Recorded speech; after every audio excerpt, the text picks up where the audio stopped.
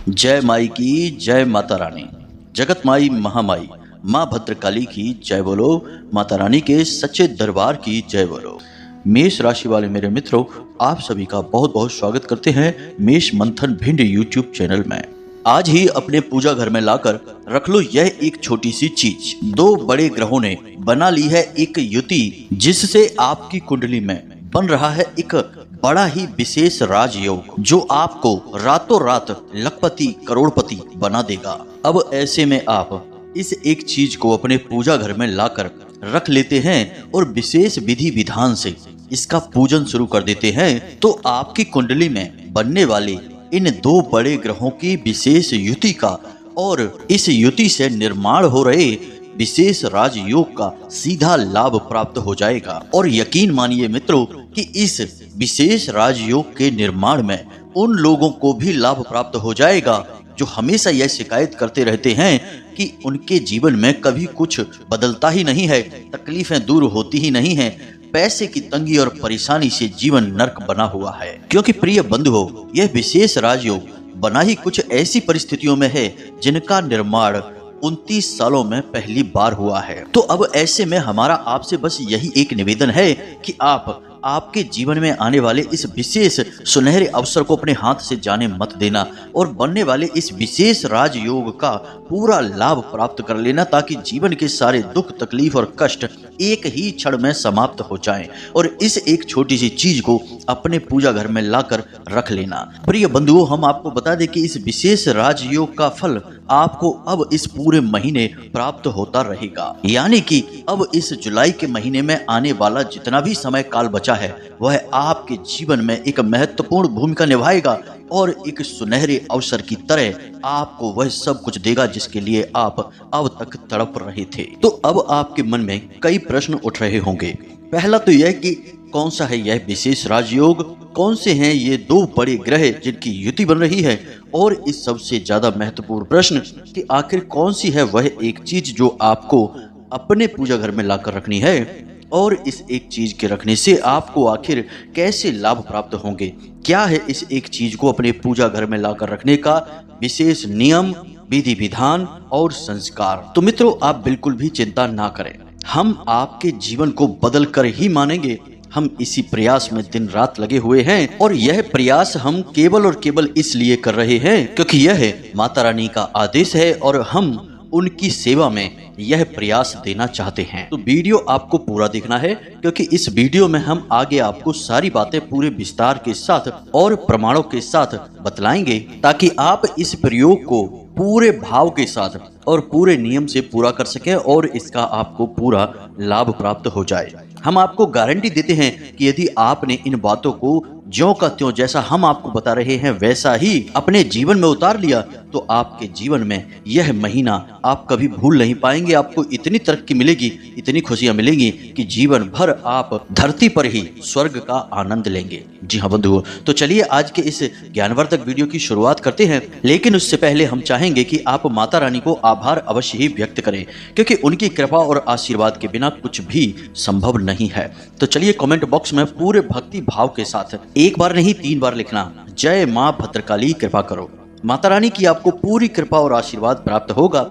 इसी के साथ साथ याद रखना बंधुओं कि माता रानी की आपके ऊपर कृपा और आशीर्वाद है, तभी आप इस वीडियो को देख रहे हैं। बड़े ही भाग्यवान हैं आप जो इस वीडियो तक आप पहुंच चुके हैं, क्योंकि यह वीडियो कोई साधारण वीडियो नहीं है। इस वीडियो में दिया जाने वाला ज्ञान जीवन को बदल देने की शक्ति रखने वाला ज्ञान है, जो पूरी तरह से वैदिक पद्धति और ज्योतिषीय गणनाओं पर आधारित है। माता रानी खुद चाहती हैं कि आप इस वीडियो को देखें और इस वीडियो के ज्ञान को अपने जीवन में उतार कर खुद ही अपने जीवन को बदल डालें।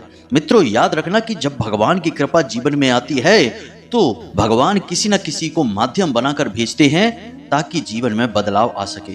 भगवान कभी भी स्वयं प्रकट नहीं होते हैं, वे किसी न किसी को माध्यम बनाते हैं। तो आज का यह वीडियो आपके जीवन को बदलने के लिए एक विशेष माध्यम का कार्य करने वाला है। तो बस माता रानी में अपने भाव और अपनी भक्ति को गहरा रखिए और पूरे विश्वास और आस्था के साथ आज के इस वीडियो को देखिए। इसी के साथ साथ मित्रों, आप सभी से माता रानी के इस दास का एक छोटा सा निवेदन और है कि यदि आप इस चैनल पर पहली बार आए हैं तो आप इस चैनल को सब्सक्राइब करके बगल में जो घंटी का निशान है उसे भी अवश्य दबा ही दें, क्योंकि ऐसा करके आप हमारे और माता रानी के दिव्य परिवार के सदस्य बन जाएंगे और फिर माता रानी की विशेष कृपा और आशीर्वाद आपके ऊपर हमेशा बनी ही रहेगी। तो चलिए जल्दी से चैनल को सब्सक्राइब करिए, फिर आगे बढ़ते हैं। मित्रों, बड़े ही भाग्यशाली होते हैं वो लोग जिनके जीवन को बदलने के लिए स्वयं भगवान ऐसे ग्रह नक्षत्र और समय काल का निर्माण कर देते हैं जिससे कि उनके जीवन का हर एक कष्ट समाप्त हो जाए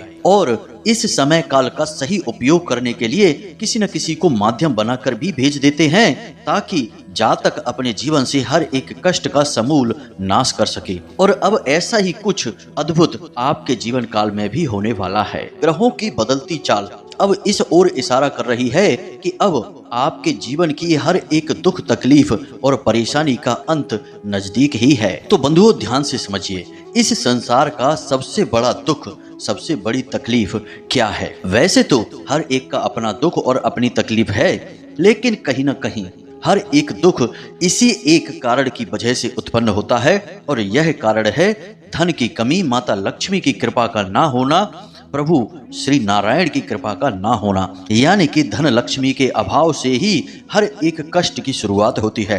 अब चाहे पति पत्नी के बीच झगड़ा हो, विवाद हो, या भाई भाई के बीच झगड़ा हो, या खुद पिता पुत्र के बीच किसी बात को लेकर अनबन हो, खींचतान हो, सारी स्थिति कहीं न कहीं केंद्र में जाकर देखा जाए तो रुपए पैसे की कमी से ही उत्पन्न होती हैं। इसका सबसे बड़ा उदाहरण यह है कि आपने हमारे शास्त्रों में दी जाने वाली कहानियों पर यदि कभी गौर किया हो तो भगवान जब किसी को कष्ट देना चाहते थे तो उसे किसी गरीब के यहाँ पैदा करते थे जो जीवन भर केवल और केवल अभाव और तकलीफों में अपना समय गुजारता था और भीख मांगकर खाता था।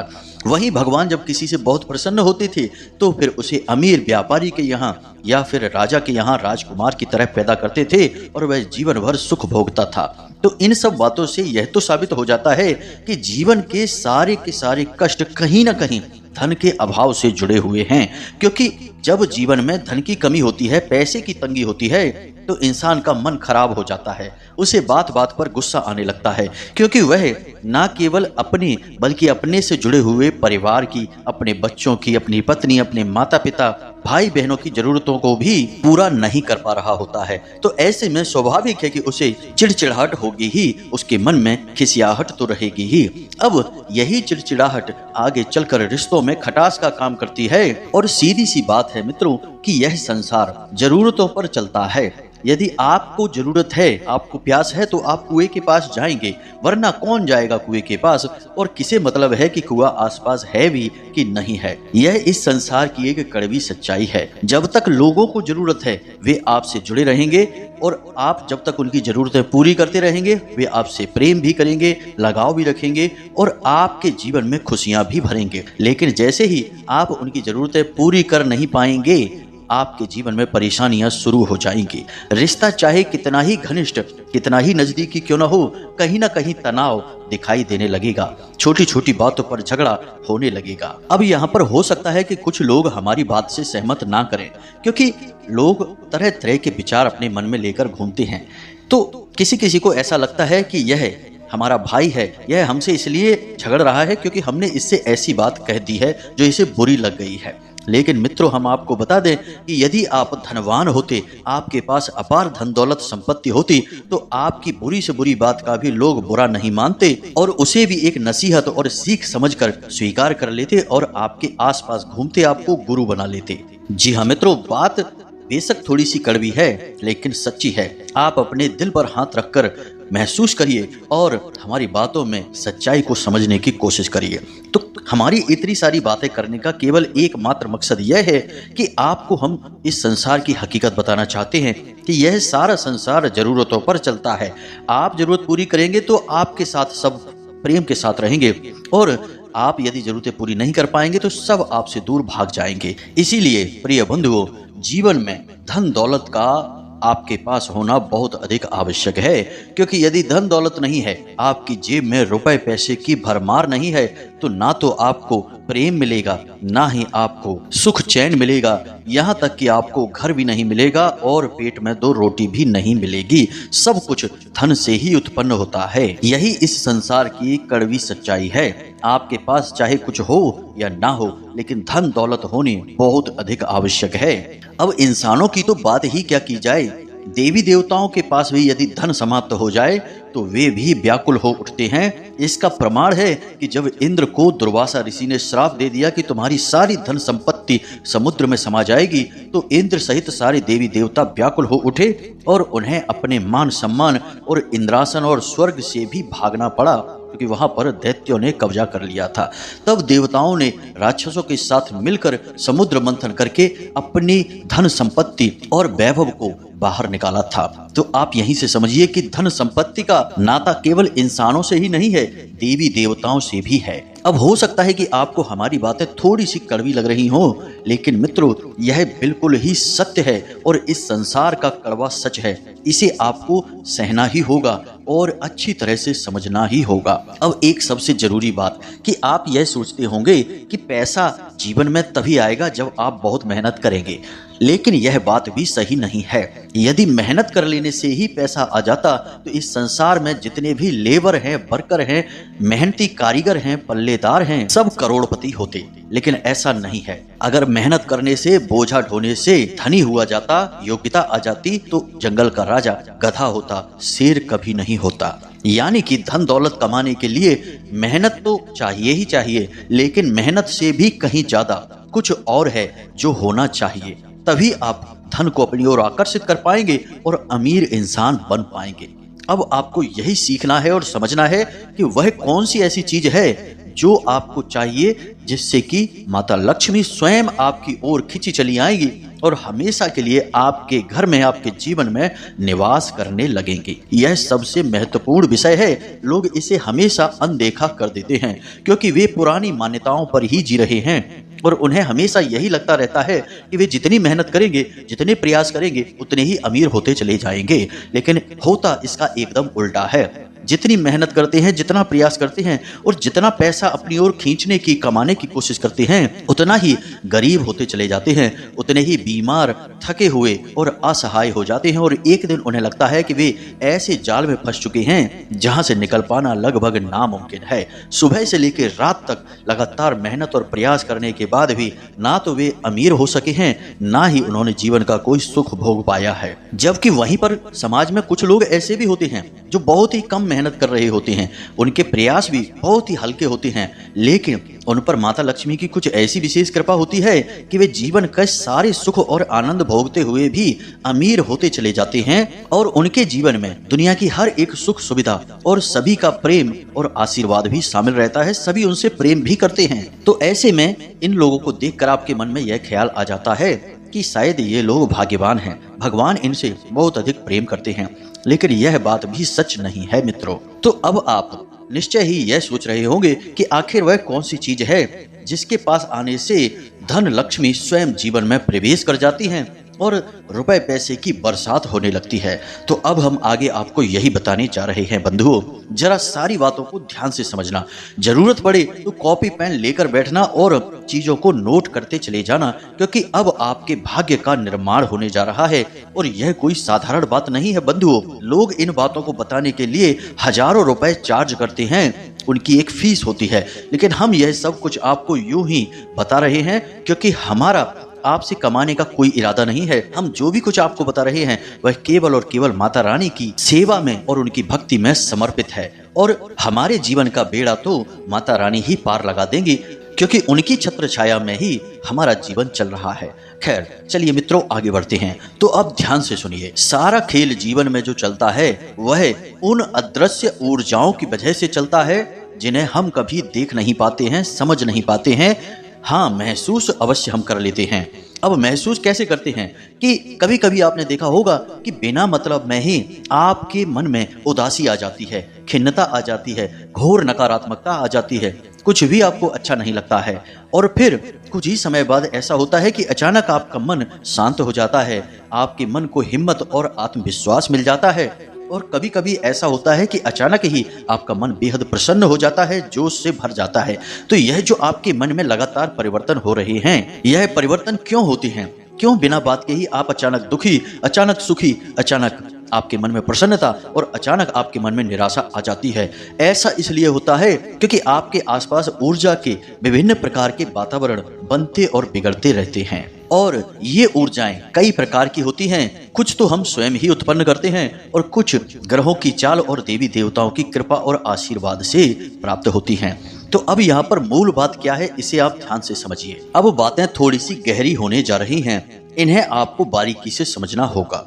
दो बातें हैं जिन पर आपको सबसे अधिक ध्यान देना होगा। पहला कि आपको स्वयं के अंदर विशेष बदलाव लाने होंगे। अब विशेष बदलाव कैसे? कि आपको हर वक्त सकारात्मक रहना होगा। आपने वह कहानी तो अवश्य सुनी होगी, राजा और उसके मित्र मंत्री की। उसका मित्र मंत्री हमेशा हर बात में सकारात्मक रहता था। जीवन में कुछ गलत भी हो जाए तब भी वह यह कहता था कि भगवान ने किया है तो कुछ अच्छे के लिए ही किया होगा। यही आपको भी हमेशा अपने मन में रखना है। अब भले ही आपके जीवन में कष्ट है, परेशानी है, पैसे की तंगी है, कर्जा है, बीमारी है, कुछ भी हो, लेकिन आपको अपने मन में एक ही विचार लेकर रखना है कि यह सब भगवान की देन है, और जब भगवान आपको दे रहे हैं तो जरूर इसमें कुछ अच्छाई ही छुपी होगी। मित्रों, यह सुनने में बहुत ही साधारण सी बात लग रही है। आप सोच रहे होंगे कि इसमें कौन सी बड़ी बात है, यह तो हम आज से ही कहना शुरू कर देंगे कि भगवान जो कर रहे हैं अच्छे के लिए ही कर रहे होंगे। और कुछ लोग यह भी सोच रहे होंगे कि यदि जीवन में कुछ बुरा हो रहा है तो हम कैसे कह सकते हैं कि इसमें भी कुछ अच्छाई होगी। मान लो कि किसी के घर में कोई बीमार है तो हम कैसे कह दें कि यह भी भगवान ने कुछ सोचकर अच्छे के लिए ही किया होगा। भला भगवान किसी को बीमार क्यों करेंगे? तो मित्रों, हम आपको बता दें कि यह संसार यदि हम अपनी नज़र से देखेंगे तो हम बहुत ही छोटी छोटी बातों में भी उलझ जाएंगे, लेकिन भगवान की दृष्टि से देखो, जिसने यह सारा ब्रह्मांड, सूरज, चांद, सितारे बनाए हैं, वह जिस प्रकार से हमारे जीवन को देखता होगा हम उस प्रकार से कभी नहीं देख पाएंगे। मानकर चलिए कि आप किसी डॉक्टर के पास जाते हैं, आपको बुखार है और डॉक्टर आपको इंजेक्शन लगा देते हैं, तो आपको लगेगा कि हम तो पहले ही तकलीफ में थे और इसने इंजेक्शन लगाकर और तकलीफ दे दी, इसमें भला कौन सी अच्छाई होगी। लेकिन यह इंजेक्शन आगे चलकर आपको ठीक कर देगा, बीमारियों से मुक्त कर देगा। तो भगवान आपको जो तकलीफें दे रहे हैं, भविष्य में निश्चय ही उनके साथ किसी न किसी बड़ी अच्छाई को जोड़ कर रखा है। बस हम अपनी छोटी सी दृष्टि से इन दूरगामी अच्छाई के परिणामों को देख नहीं पा रहे हैं। यह हमारा अल्पमति का प्रमाण होता है, यानी कि हमारी बुद्धि अभी इतनी विकसित नहीं हो पाई है। खैर मित्रों, अब ये बातें हम आपको इसलिए कह रहे हैं कि जब आप इन चीजों को समझ नहीं सकते हैं तो बस आप बोलते रहें, इतने से ही काम हो जाएगा। क्योंकि याद रखना कि इंसान जो बोलता है भविष्य में वह वैसा ही बन जाता है। यदि आप अपने बारे में नकारात्मक बोलेंगे और सोचेंगे तो आप नकारात्मक ही हो जाएंगे और फिर आपके जीवन में नकारात्मक घटनाएं ही घटेंगी। तो यदि आप सकारात्मक बोलेंगे तो आप सकारात्मक ही सोचेंगे और फिर आपके जीवन में सकारात्मक घटनाओं की शुरुआत हो जाएगी। याद रखना कि यह संसार जैसा भी हमें मिल रहा है असल में हमारी अपनी सोच का ही नतीजा है। मित्रों, याद रखना कि ऋग्वेद में और यहाँ तक कि सारे वेद और पुराणों में यही एक विचार बहुत गहराई से समझाया गया है कि यथा पिंडे तथा ब्रह्मांडे, यानी कि जैसे आप हैं वैसा ही आपका संसार है, जैसी आपकी मन स्थिति है वैसी ही आपकी परिस्थिति है। तो सबसे पहला बदलाव आपको अपनी मन स्थिति में लाना है। अपने मन में हमेशा यही सोचते रहना है कि बेशक आज हमारे जीवन में गलत हो रहा है लेकिन इसमें भी जरूर कुछ न कुछ अच्छाई छुपी है। भगवान ऐसा कर रहे हैं तो जरूर इसमें भी कुछ न कुछ अच्छा सोच रखा है। जो होता है अच्छे के लिए होता है। बस यह आपको हमेशा अपने मन में सोचते रहना है और समय जब मिले तो भगवान को इस सब के लिए धन्यवाद देना है। अब जो बुराइयां जीवन में मिल रही हैं उसके लिए भी धन्यवाद देना है और जो अच्छाई मिली है उनके लिए भी धन्यवाद देना है। अब मित्रों, ऐसा तो कभी नहीं होता कि जीवन में केवल और केवल बुरा ही हो रहा हो। जरूर कुछ अच्छाइयां भी होती हैं, बुराइयां भी होती हैं, सबका मेल होता है। तो हर एक बात के लिए भगवान को धन्यवाद देते रहो और जीवन के हर एक अच्छे बुरे पल को भगवान की लीला समझकर स्वीकार कर लो। इस विधि को हमारे शास्त्रों में प्रसाद जीवनम कहा गया है, यानी कि जो आपका जीवन है वह भगवान के द्वारा दिया गया प्रसाद है और आप उसे बस स्वीकार कर लो। क्या आपके हाथ में प्रसाद आता है तो आप यह कहते हैं कि ये मुझे क्या दे दिया, ये मुझे नहीं चाहिए, मुझे तो ये चाहिए था, वो चाहिए था? नहीं, प्रसाद में हमें जो भी मिले हम उसे तुरंत स्वीकार कर लेते हैं, क्योंकि वह भगवान का आशीर्वाद होता है। तो जीवन में भी जो भी कुछ आपको मिल रहा है उसे प्रसाद समझकर ही स्वीकार करिए और भगवान का धन्यवाद करिए। जी हाँ मित्रों, यह पहला मूल मंत्र है जो आपको करना है और यह आपको ही करना होगा। आप ही यह सोच में बदलाव ला सकते हैं, कोई और नहीं कर सकता है। यह पहला कार्य है। अब दूसरा कार्य क्या है, इसे आप ध्यान से सुनिए। यही हमारी इस वीडियो का मूल विषय है। अब हम आपको ग्रहों की चाल और उस एक चीज के बारे में बताने जा रहे हैं, तो जरा ध्यान से सुनना। अब आपकी कुंडली में एक विशेष ग्रह योग का निर्माण हो चुका है और यह ग्रह योग एक विशेष राजयोग को उत्पन्न कर रहा है, जिसे हम नारायण लक्ष्मी राजयोग कहते हैं। जी हाँ मित्रों, ध्यान से समझना। जब बुध ग्रह के साथ शुक्र ग्रह मिल जाता है और दोनों ही बड़े ही शुभ और कल्याणकारी ग्रह होते हैं, दोनों ही ग्रह जब एक ही भाव में गोचर करते हैं तो इस विशेष राजयोग का निर्माण होता है। अब शुक्र कौन है? शुक्र है धन दौलत, भोग विलास और जीवन में आनंद के और स्त्री सुख के, पारिवारिक शांति और सुकून के देवता। और बुध कौन है? बुध है काम धंधे, व्यापार, वाणी और बुद्धि के देवता। अब इन दोनों ग्रहों की सम्मिलित कृपा आपके ऊपर आने वाली है, या यूं कहें कि धीरे धीरे इसकी शुरुआत हो चुकी है और इस पूरे जुलाई के महीने इन दोनों ग्रहों की विशेष कृपा आपको प्राप्त होती रहेगी। तो अब आप ऐसे में क्या कर सकते हैं? ऐसे में आप एक विशेष वस्तु है जिसे अपने घर में लाकर अपने पूजा घर में रख लें और विशेष विधि विधान से पूजन करते रहें। इससे क्या होगा? इससे यह होगा कि इन दोनों ग्रहों की जो विशेष कृपा आपके ऊपर आ रही है वह और अधिक बढ़ जाएगी और आपके जीवन से जो नकारात्मकता है वह भी दूर हो जाएगी।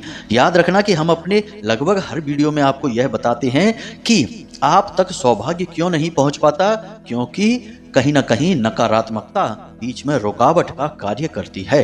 तो आपको यह नकारात्मकता हटाना भी बहुत अधिक आवश्यक है। तो अब ध्यान से सुनिए कि वह कौन सी एक चीज है जिसे आपको अपने पूजा घर में लाकर रखना है और उसका नित्य पूजन करना होगा।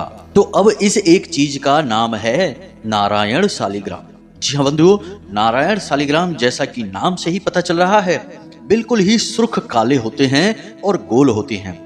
इन्हें आपके घर में होना बहुत अधिक आवश्यक है। अब इस बन रहे नारायण लक्ष्मी राजयोग का पूरा लाभ आपको प्राप्त करना है तो इन शालिग्राम को आपको अपने घर के पूजा घर में स्थापित करना ही होगा।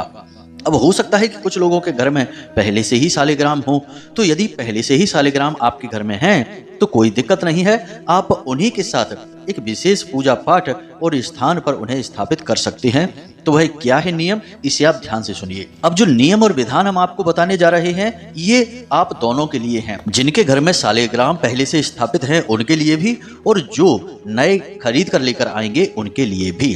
तो आपको क्या करना है कि वैसे तो तुलसी के गमले में शालिग्राम की स्थापना की जाए तो सबसे पवित्र स्थान वही है और सबसे शुद्ध स्थान, शास्त्रवत स्थान वही है, लेकिन ऐसा कर पाना संभव नहीं है क्योंकि घर में छोटे बच्चे होते हैं और शालिग्राम के साथ अशिष्टता भी हो सकती है। इसलिए आपके लिए सबसे बेहतर यह होगा कि आप अपने पूजा घर में एक पीतल की कटोरी में थोड़ा सा पवित्र जल भरें और उस पवित्र जल में तुलसी दल के साथ शालिग्राम की स्थापना करें और इसी के साथ साथ उनकी नियमित पूजा पाठ भी करें, उनके नाम से एक दीपक भी प्रज्वलित करें और शाम के समय आप कुछ समय के लिए शालिग्राम की इस कटोरी को ले जाकर तुलसी के गमले में भी रखें।